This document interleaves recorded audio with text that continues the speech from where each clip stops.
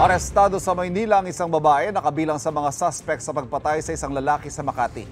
Paliwanag ng babae, hindi sinasadyang mapatay ang lalaki na umano'y nambastos sa kanya sa social media. May unang balita si Jomer Apresto. Pagkakita sa subject ng operasyon, agad na tumakbo ang mga tauhan ng Manila Police District at hinuli ang babaeng ito sa punta sa Santa Ana, Maynila. Suspect siya sa pagpatay sa isang lalaki sa Makati noong nakarang taon. Nangyari siya sa Makati pero dito nakatira yung huling suspect natin.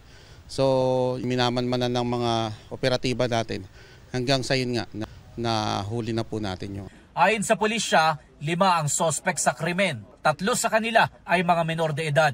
Una nang nahuli ng MPD ang 4 na suspect nitong nakaraang buwan. Base sa investigasyon, nag-usap daw ang biktima at ang babaeng suspect na magkikita sa isang gasolinahan sa Barangay La Paz sa Makati City noong December 1, 2023. Pero 4 na lalaki umano ang sumalubong sa biktima na bumugbog at sumaksak sa kanya.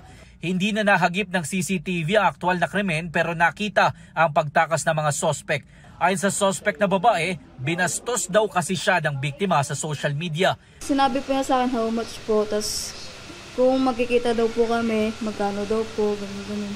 Kaya naano po yung jowa ko. Ginamit po nung jowa ko yung account ko, pang-check dun sa lalaki. Tapos naipagkita po sa may tapos ang balak daw po nila dun, ibubugil lang po nila. Nasa kustodiya ng Santa Ana Police Station ang babae habang hinihintay ang commitment order ng korte. Ito ang unang balita, Jomer Apresto para sa GMA Integrated News.